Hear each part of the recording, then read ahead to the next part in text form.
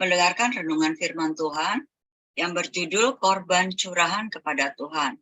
Siap-siap para lektor, Ibu Nerliana, Bapak Apengkwe, dan Ibu Rima. Ya, kita akan berdoa terlebih dahulu. Ibu Rima yang akan berdoa. Silakan Ibu Rima. Baik, Bu Cinta, mari kita satu dalam doa. Bapa yang ada di surga, dikuduskanlah namamu, datanglah kerajaanmu, jadilah kehendak-mu di bumi seperti di surga. Ya Bapa, saat ini kami anak-anak-mu akan mendengarkan firman Tuhan yang akan dibawakan oleh hamba-mu, gembala kami, Pastor Paul Zhang. Ya Bapa, Engkaulah yang akan mengurapi Pastor Paul Zhang dan memberikan hikmat yang daripada Engkau, sehingga dalam pemberitaan firman ini kami umat-Mu, baik yang ada di Zoom dan di YouTube, serta yang mengikuti siaran ulang, kami diberkati dan dimampukan ya Bapa untuk mendengarkan dan terutama menjadi pelaku firman-Mu. Terima kasih ya Bapa, di dalam nama-Mu Tuhan kami Yesus Kristus yang adalah Tuhan dan Juru Selamat kami sudah berdoa dan bersyukur. Haleluya, amin. Amin. Terima kasih Bu Rima. Pembacaan firman Tuhan terambil dari 1 Tawaris 11. Nanti ayat 1 sampai 21 Ibu Nerliana dan ayat 22 sampai 47 Bapak Apengkwe. Dan Ibu Rima membaca 1 Korintus 8 ayat 1 sampai 13. Ya.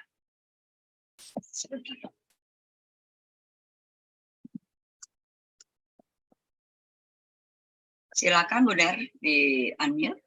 Terima kasih Bu Cinta. Salam Bu Cinta. Halo. Bu Der. Bu Ana, Pak Monang. Salam Bapak Ibu semua yang ada di Zoom dan di YouTube. Dan salam untuk saudara kami yang menonton kembali siaran kita hari ini. Puji Tuhan. Kembali kita membaca firman Tuhan dari kitab 1 Tawarik 11 ayat 1 sampai 47. Saya bacakan sampai ayat 21. Demikian firman Tuhan. Lalu berkumpullah seluruh Israel kepada Daud di Hebron dan berkata, "Ketahuilah, kami ini darah dagingmu. Telah lama ketika Saul memerintah, engkaulah yang memimpin segala gerakan orang Israel. Dan Tuhan Allahmu telah berfirman kepadamu, engkaulah yang harus menggembalakan umatku Israel, dan engkaulah yang menjadi raja atas umatku Israel." Maka datanglah semua tua-tua Israel menghadap raja di Hebron. Lalu Daud mengadakan perjanjian dengan mereka di Hebron di hadapan Tuhan. Kemudian mereka mengurapi Daud menjadi raja atas Israel, seperti yang difirmankan Tuhan dengan perantaraan Samuel. Lalu Daud dengan seluruh orang Israel pergi ke Yerusalem. Itulah Yebus. Dan di sana orang Yebus adalah penduduk negeri itu. Penduduk Yebus berkata kepada Daud, "Engkau tidak sanggup masuk kemari." Tetapi Daud merebut kubu pertahanan Sion, yaitu kota Daud. Daud telah berkata, "Siapa lebih dahulu memukul kalah orang Yebus, ia akan menjadi kepala dan pemimpin." Lalu Yoab, anak Zeruya, yang menyerang lebih dahulu, maka ia menjadi kepala. Lalu Daud menetap di kubu pertahanan itu. Sebab itu, orang menamainya Kota Daud. Ia memperkuat kota itu sekelilingnya, mulai dari Milo, bahkan sekelilingnya seluruhnya. Sedang Yoab membangun kembali selebihnya dari kota itu. Lalu makin lama makin besarlah kuasa Daud, sebab Tuhan semesta alam menyertainya.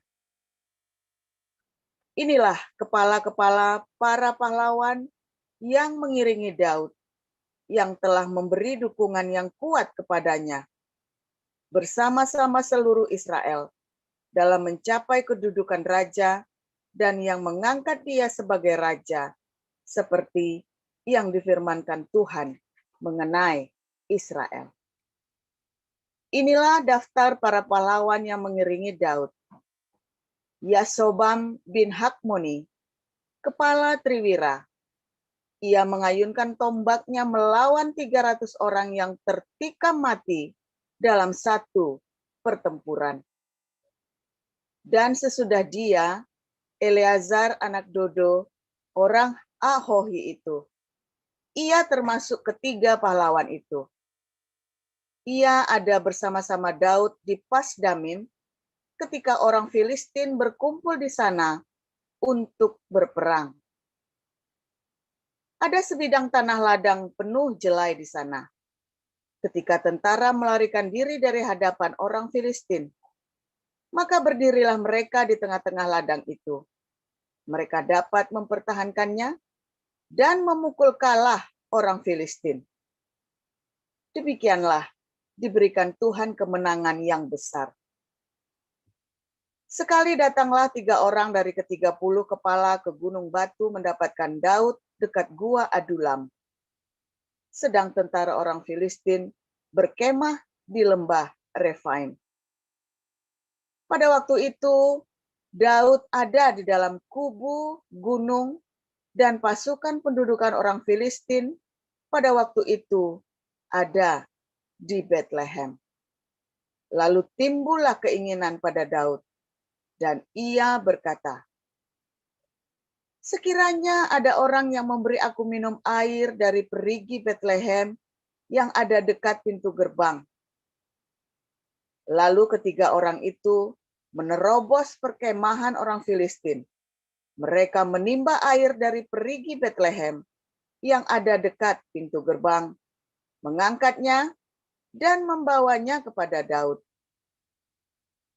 Tetapi Daud tidak mau meminumnya, melainkan mempersembahkannya sebagai korban curahan kepada Tuhan. Katanya, jauhlah daripadaku ya Allah untuk berbuat demikian. Patutkah aku meminum darah taruhan nyawa orang-orang ini? Sebab dengan mempertaruhkan nyawanya, mereka membawanya. Dan tidak mau ia meminumnya. Itulah yang dilakukan ketiga pahlawan itu. Abisai, adik Yoab, dialah kepala ke-30 orang itu. Dan dialah yang mengayunkan tombaknya melawan 300 orang yang mati ditikamnya. Ia mendapat nama di antara ke-30 orang itu. Di antara ke-30 orang itu, ia paling dihormati. Memang, ia menjadi pemimpin mereka, tetapi ia tidak dapat menyamai Triwira itu. Demikian. Silakan. Saya lanjutkan. Selanjutnya, Benaya bin Yoyada, anak seorang yang gagah perkasa, yang besar jasanya, yang berasal dari Kabseel. Dia menewaskan kedua pahlawan besar dari Moab. Juga pernah ia turun ke dalam lubang dan membunuh seekor singa pada suatu hari bersalju. Pula ia membunuh seorang Mesir, seorang yang tinggi perawakannya, 5 hasta tingginya. Di tangan orang Mesir itu ada tombak seperti pesa tukang tenun.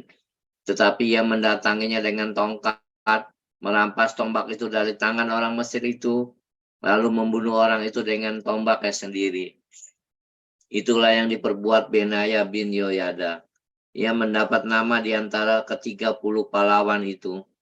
Sesungguhnya di antara ke-30 orang itu ia paling dihormati. Tetapi ia tidak dapat menyamai Triwira. Dan Daud mengangkat dia mengepalai pengawalnya. Pahlawan-pahlawan yang gagah perkasa ialah juga Asael, saudara Yoab. Selanjutnya Elhanan bin Dodo dari Bethlehem.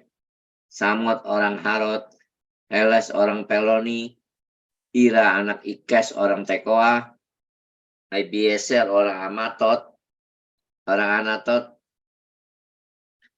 Sitkai orang Husa, Ilai orang Ahohi, Maharai orang Netofa, Helet bin Baana orang Netorpa, Itai bin Ribai dari Gibea orang Benyamin, Benaya orang Piraton, Hurai dari lembah-lembah Gaas, Abiel orang Bet Araba, Asmawet orang Bahurim, Eliaba orang Saalbon, Hasem orang Gison, Yonatan bin Sage orang Harari, Ahiam bin Sakar orang Harari, Elifal bin Ur, Hefer orang Mekerati, Ahia orang Peloni, Esro orang Karmel, Naarai bin Esbai, Yoel saudara Nathan, Bimhar bin Hagri, Jelek orang Mon, Naharai orang Beerot,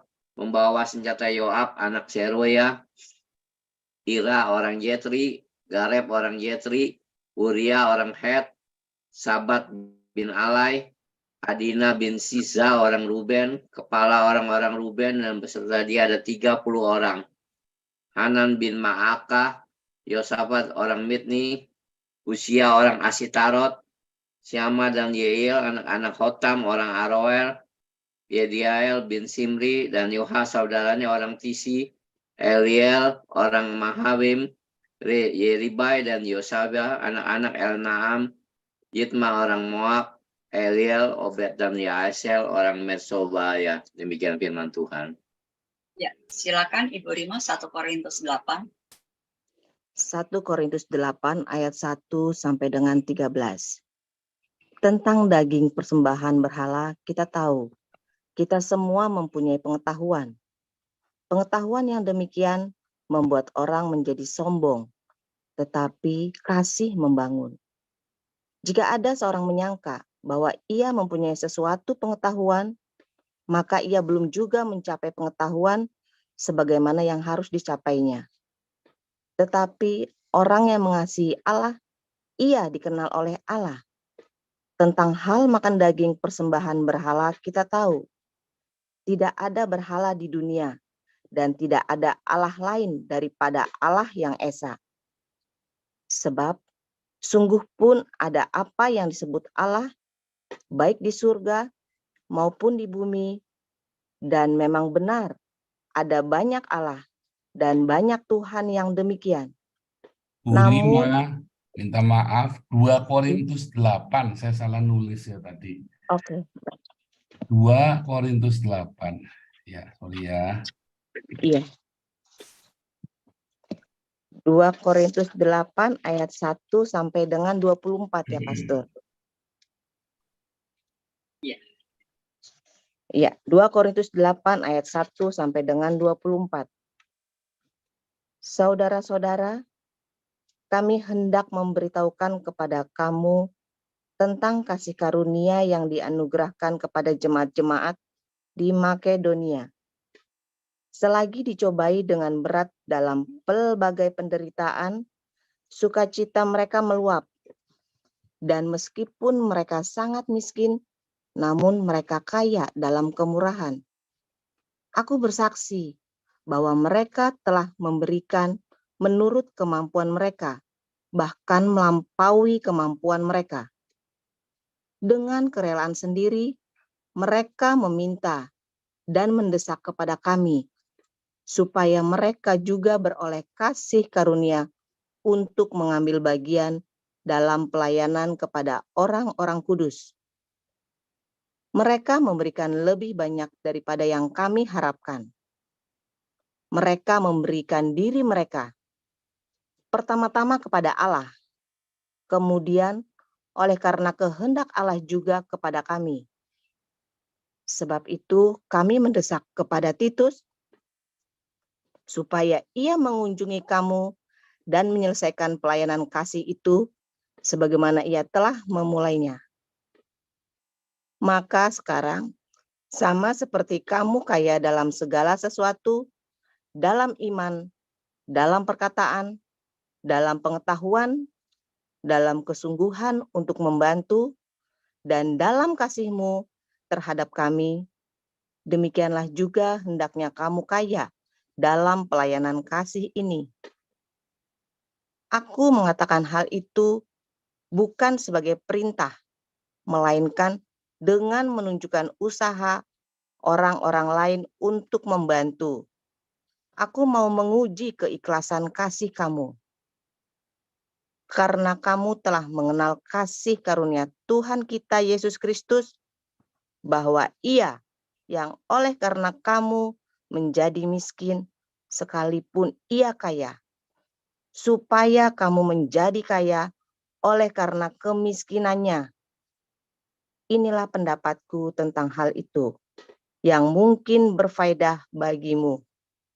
Memang, sudah sejak tahun yang lalu, kamu mulai melaksanakannya dan mengambil keputusan untuk menyelesaikannya juga. Maka sekarang, selesaikan jugalah pelaksanaannya itu. Hendaklah pelaksanaannya sepadan dengan kerelaanmu, dan lakukanlah itu dengan apa yang ada padamu. Sebab, jika kamu rela untuk memberi, maka pemberianmu akan diterima. Kalau pemberianmu itu berdasarkan apa yang ada padamu, bukan berdasarkan apa yang tidak ada padamu. Sebab kamu dibebani bukanlah supaya orang-orang lain mendapat keringanan, tetapi supaya ada keseimbangan. Maka, hendaklah sekarang ini kelebihan kamu mencukupkan kekurangan mereka, agar kelebihan mereka kemudian mencukupkan kekurangan kamu, supaya ada keseimbangan. Seperti ada tertulis, orang yang mengumpulkan banyak tidak kelebihan, dan orang yang mengumpulkan sedikit tidak kekurangan. Syukur kepada Allah yang oleh karena kamu mengaruniakan kesungguhan yang demikian juga dalam hati Titus untuk membantu kamu. Memang ia menyambut anjuran kami, tetapi dalam kesungguhannya yang besar itu, ia dengan sukarela pergi kepada kamu. Bersama-sama dengan dia, kami mengutus saudara kita yang terpuji di semua jemaat karena pekerjaannya dalam pemberitaan Injil. Dan bukan itu saja, ia juga telah ditunjuk oleh jemaat-jemaat untuk menemani kami dalam pelayanan kasih ini, yang kami lakukan untuk kemuliaan Tuhan dan sebagai bukti kerelaan kami. Sebab kami hendak menghindarkan hal ini, bahwa ada orang yang dapat mencela kami dalam hal pelayanan kasih yang kami lakukan dan yang hasilnya sebesar ini. Karena kami memikirkan yang baik, bukan hanya di hadapan Tuhan, tetapi juga di hadapan manusia. Bersama-sama dengan mereka, kami utus seorang lain lagi, yakni saudara kita yang telah beberapa kali kami uji, dan ternyata selalu berusaha untuk membantu. Dan sekarang, ia makin berusaha karena besarnya kepercayaannya kepada kamu. Titus adalah temanku yang bekerja bersama-sama dengan aku untuk kamu.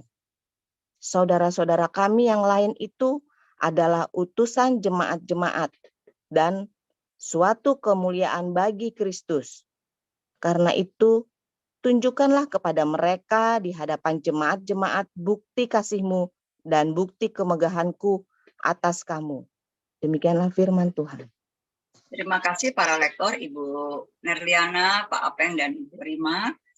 Sekarang kita akan mendengarkan renungan firman Tuhan yang akan disampaikan oleh gembala kita, Pastor Paul Sang, yang berjudul Korban Curahan kepada Tuhan. Silakan, Pastor.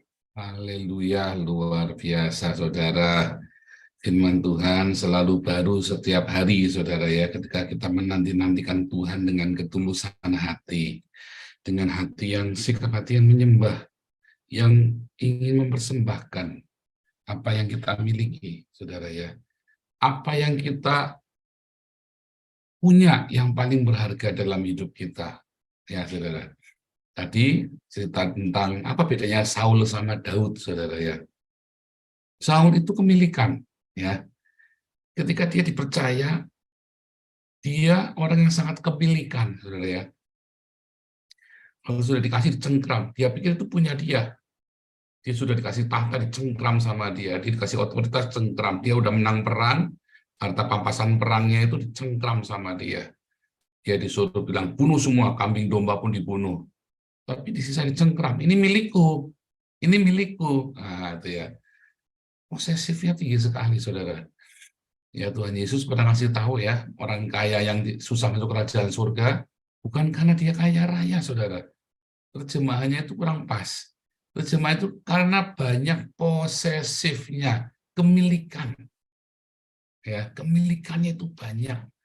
Itu repot, saudara. Ketika orang punya kemilikan itu repot. Ya. Apalagi kalau posesif sama pacar ya. Oh, saya di sini tadi diceritain ya. Itu dulu teman saya, Pak. Terus setelah dia punya pacar, pacarnya cemburu. Pokoknya kalau kemana-mana asal ada saya, dia tidak boleh ikut. Nah itu posesif, saudara. Repot juga ya, saudara ya. Repot juga lah. Dulu dia pacaran kan orangnya sudah jalan bareng. Sudah berteman rame-rame. Kadang begitu ya, saudara. Posesif. Dulu saya pernah cerita ya, ada kerabat kami dulu menikah. Terus kalau mau berangkat kerja, istrinya itu posesif. Sampai kunci rumahnya dilempar ke depan, saudara ya. Supaya nggak bisa keluar dari rumah, coba, saudara. Itu posesif ya, posesif. Posesifnya tinggi banget. Nah, Saul itu posesif, saudara ya. Saul seorang yang posesif, ya, kemilikan dia. Beda dengan Daud, saudara ya. Beda banget. Saul itu dari orang kaya dan dia rupanya disayang sama orang tuanya. Dia menjadi orang yang dibanggakan lah oleh kerabatnya, saudara ya. Dari orang tuanya sampai kerabatnya. Kalau Daud, kebalikannya, dia paling ditolak, saudara. Dia terbiasa untuk tidak memiliki apa-apa. Ya, dia terbiasa. Tapi seharusnya orang kalau terbiasa memiliki, dia tidak posesif ya. Tapi ini memang dasar, sifat dasar. Saya dulu berpikir seperti itu, saudara ya. Orang harusnya kalau punya, sudah biasa punya, kan dia tidak positif. Saya biasa tidak punya. Jadi kalau begitu ada punya, ya pemilikan. Saya berpikirnya dulu begitu, saudara. Nah, itu adalah sifat dasar. Mau Anda punya, mau Anda nggak punya, posesif itu tuh nggak ada cerita, nggak ada hubungannya dengan masa lalumu, saudara. Posesif itu ya cerita karena Anda posesif aja. Karena kemilikan, nggak orang kaya, nggak orang miskin, sama saja, saudara. Makanya di dalam Matius 19, orang kaya yang susah masuk kerajaan surga, Tuhan Yesus tidak melarang kita untuk jadi orang kaya, saudara. Tetapi karena banyak posesifnya itulah yang membuat kita celaka. Kemilikan itu, saudara. Ini punya aku, ya, harus dipertahankan. Kalau kita baca di dalam Filipi 2 ayat 6 ya, Yesus Kristus di dalam kesetaraannya dengan Allah, equal dengan Allah. Dia tidak menganggap bahwa kesetaraannya itu adalah sesuatu yang harus dipertahankan.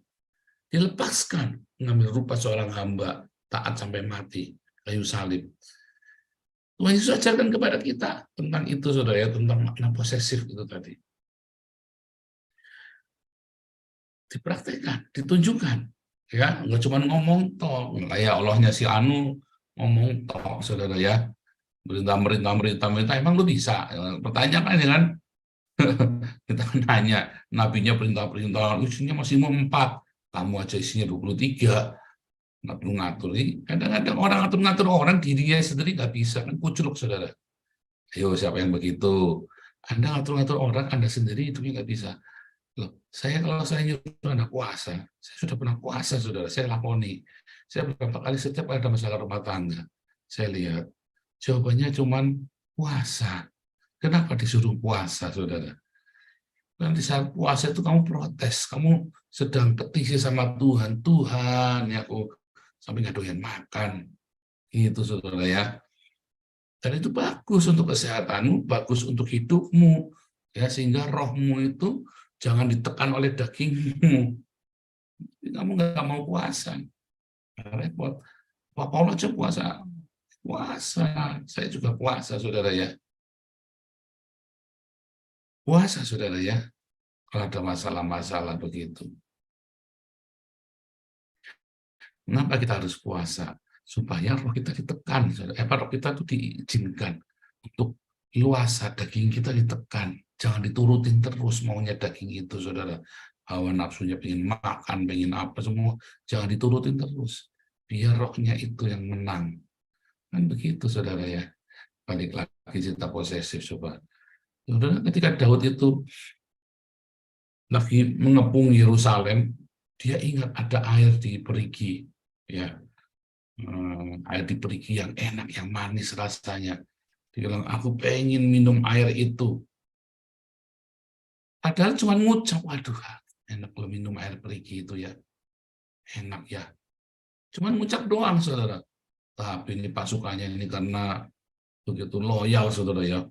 Wah, diterobos musuhnya itu, diterobos, bayang itu barisan musuh pertahanan diterobos sampai tembus ke barisan belakang, sampai ke perigi itu balik lagi, nerobos lagi 2 kali, saudara. Bukan sakti benar ini bayang, ini orang-orang sakti semua, 3 Triwira ini kan sakti benar ini, Triwiranya Daud ini. Itu sepupunya Daud itu, saudara ya. Triwira itu sepupunya Daud. Nah, wah, hebat sekali, saudara. Ini orang gila benar. Ya. Daud dikasih air perigi tersebut, saudara. Apa yang dilakukan sama Daud? Nggak tega lah minumnya. Ini air kamu dapatkan dari nyabung nyawa. Cuman buat aku minum. Aku nggak layak. Yang layak menerima ini hanya Tuhan. Coba, saudara. Yang layak menerima pengorbananmu itu bukan saya, tapi Tuhan. Itu, saudara ya. Bagaimana sifat penyerahan diri itu ya membuat Tuhan itu menganggap bahwa Daud itu adalah kekasihnya, saudara. Hatinya melekat, sungguh hatinya melekat padaku. Aku berkenan kepadanya. Dengan panjang umurku kenyangkan dia. Begitu rupa, saudara, begitu penyerahannya itu loh, saudara. Gimana dengan kita? Ya, baru diberkati sedikit kemilikan, saudara ya. Bagus kalau kemilikan ini ada, baru diberkati sedikit digade. Saudara. Baru dipercaya sedikit, kepercayaan itu disalahgunakan. Ada orang yang itu tadi ini bukan posesif, kalau itu yaitu namanya semprul, saudara ya. Semprul, kalau dipercaya dikit, kita pinjemin barang, barangnya digade. Nah, itu namanya semprul, saudara. Ada ya memang ya. Nah, kalau yang satu ya dipinjam, dikasih barang, diambil nggak boleh misalnya. Nah, itu ada lagi nih begitu kan, posesif ya. Ini kan barang pinjaman, nggak boleh kan, sudah di tempat saya nggak boleh diminta. Ada yang begitu juga. Tapi intinya apa, saudara? Sebetulnya setiap hal yang kita miliki itu punya Tuhan, saudara. Ketika Tuhan mengambilnya, bukan orang ya, tapi Tuhan. Tapi kalau itu dipinjami sama yayasan, ya Anda kembalikan loh ya, gimana sih? Itu kan barangnya punya yayasan, bukan punya, namanya dipinjami, ya. Barang yang sudah di tempat saya nggak boleh diminta lagi, enak aja saudara aturannya bikin sendiri. Itu namanya posesif, nggak boleh juga. Tapi yang saya maksud, ya, di luar itu, yaitu apa? Apapun yang ada pada kita itu adalah milik Tuhan. Ya, kita harus selalu siap, saudara. Apapun yang kita miliki itu punya Tuhan. Karena kita mengakui Yesus sebagai Tuhan dan Juru Selamat. Masalahnya berat ya. Berat ya, saudara ya. Kalau Anda sudah jatuh hati sama suatu barang, terus mau dilepas barang itu kayak berhala ya. Anda pegang handphone baru misalnya. Jadi berhala kan? Terus tiba-tiba anakmu menjatuhkannya, saudara. Digaplok nggak anaknya, saudara? Anda baru beli iPhone baru, iPhone terbaru 14 juta. Ya. Kesenggol, saudara. Kuprak. Aduh. Lecet ujungnya. Yang namanya jatuh kan ujungnya lecet biasanya, saudara. Kira-kira anaknya tapok nggak, saudara? Soalnya ini nggak cuma sekali, Pak, ini sudah berkali-kali begitu. Ditapok nggak, saudara?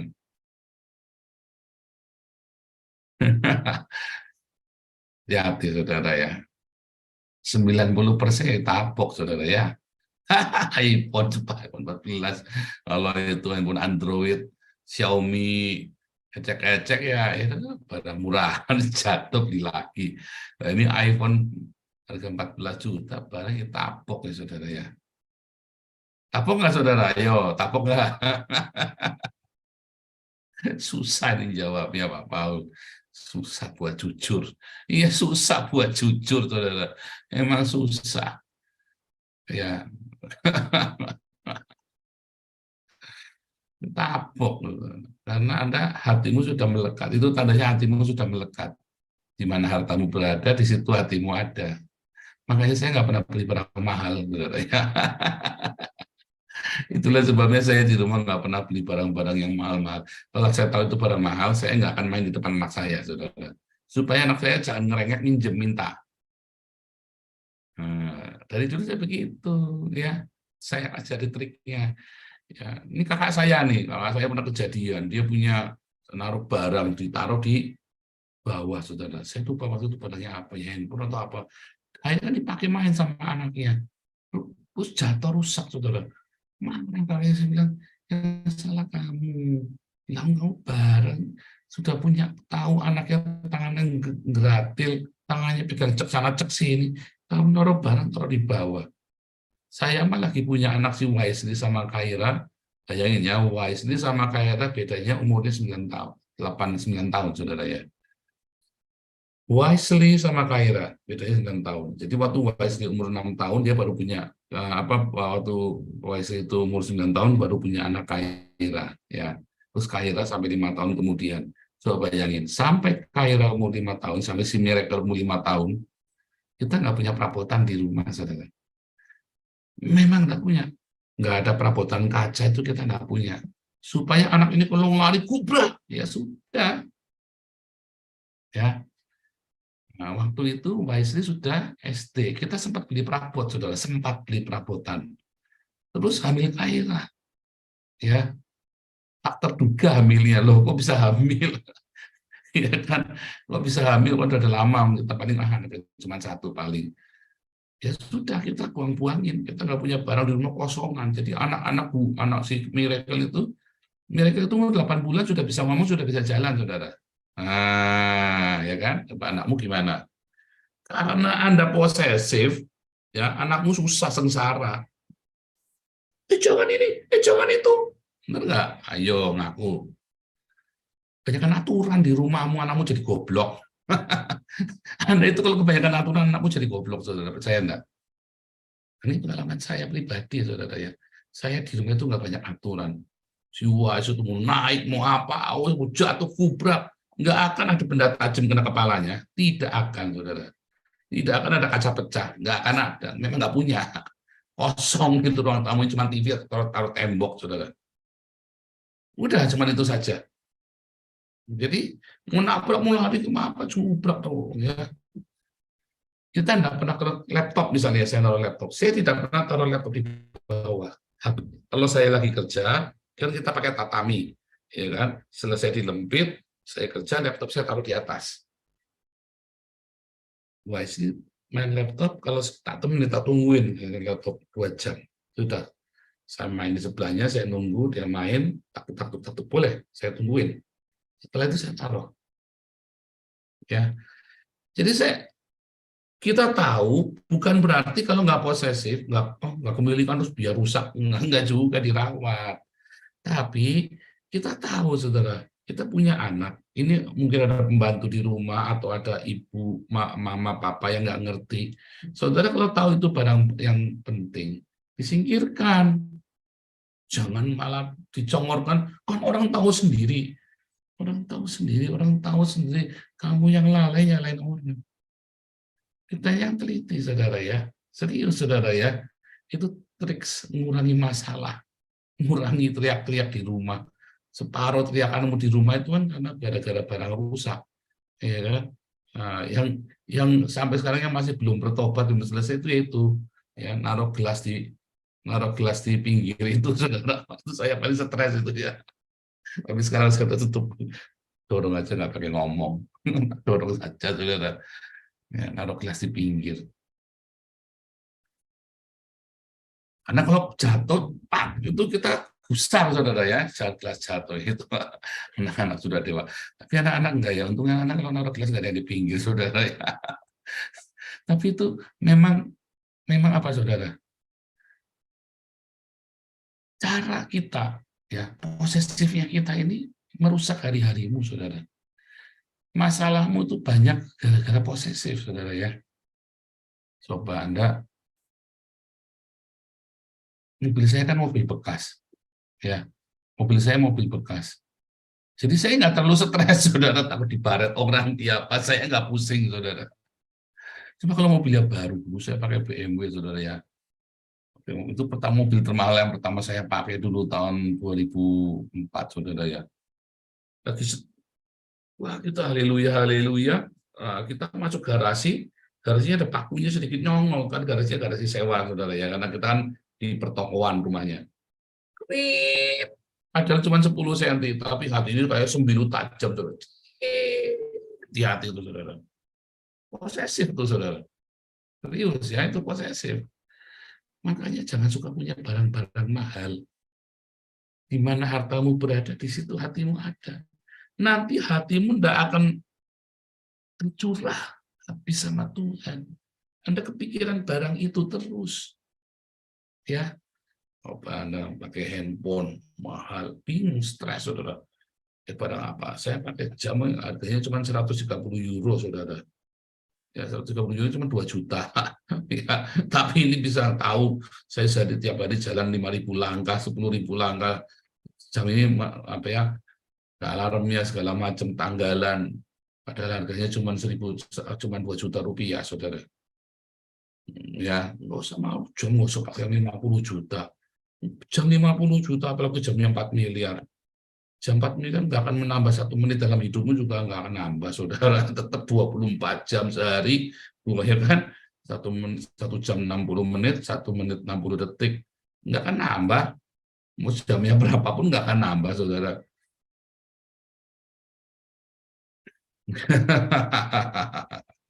Ya, saudara ya, posisi itu. Tetapi kalau Anda lihat bagaimana jemaat Makedonia mempersembahkan di dalam kekurangannya, enggak posesif, saudara.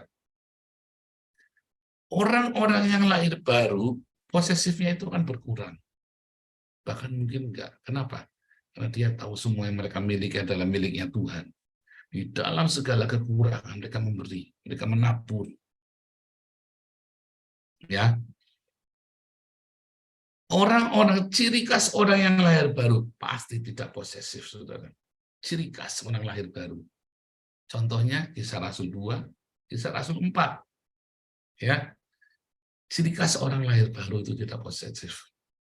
Dia suka berbagi. Itu ciri khas. Kalau Anda tidak suka berbagi, tidak suka berdiakonia, tak jamin Anda belum lahir baru. Gereja-gereja pendeta-pendeta yang pelit, itu pendeta masuk neraka, belum lahir baru, percaya saya, saudara. Oh, tapi percaya Yesus bohong di mulut, saudara. Jangankan mau korban nyawanya, korban duit aja nggak mau, saudara. Malah ngumpulin duit, terus kan malakin Anda terus kan. Ya, makanya kita agak bikin yayasan embun pagi, ruang tolong menolong. Tapi kalau sudah ruang tolong menolong, jangan malah Anda malakin kita. Nah, itu posesif juga tuh, pada Anda belum lahir baru. Ya, dikasih kesempatan buat tolong menolong, malah kita malakin, saudara. Ada ya, jangan, namanya ngunjah, penjara gitu, saudara ya. Kita biarkan pengurus ada prosedurnya. Ini mah gara-gara dia minta ini, minta itu, kita belum bisa apa karena kita belum ke sana. Saudara yang mutung keluar dari komunitas, saudara ya. Memang datang tujuannya cuma mau itu aja.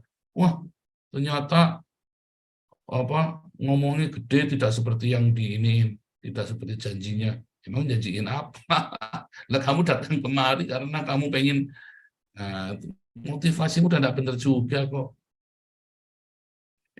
Ngerti, saudara ya? Itu posesif juga. Itu tanda Anda belum lahir baru. Itu udah langsung kelihatan, tanda Anda belum lahir baru. Kenapa? Itulah posesif, saudara. Kemilikan. Kan bukan punyamu, kan? Tapi kan kamu pikir itu punyamu yang kamu mau ambil, kan? Saudara, semua uang yang ada di yayasan dikumpulkan, kebanyakan dari segala kekurangan orang-orang di tempat kita.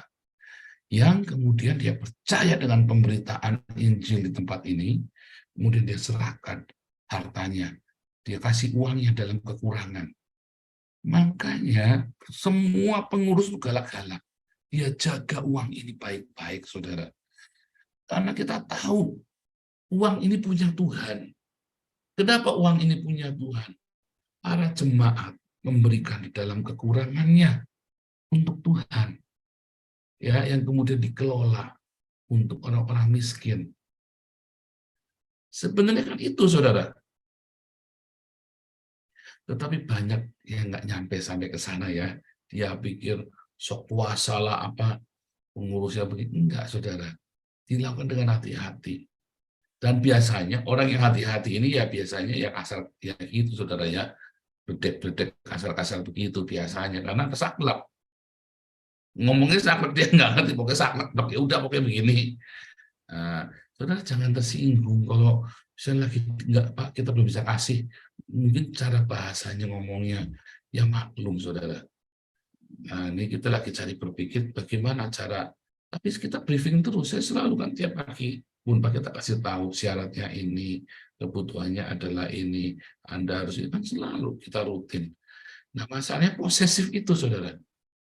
Posesif itu ya, gara-gara posesif itu maka kita sulit menikmati berkat Tuhan. Malah Anda tahu itu tukang ojek atau tukang kenek-kenek ngangkot itu ya, gara duit zaman saya kecil itu gara 1.000 perak bisa bacok orang, saudara.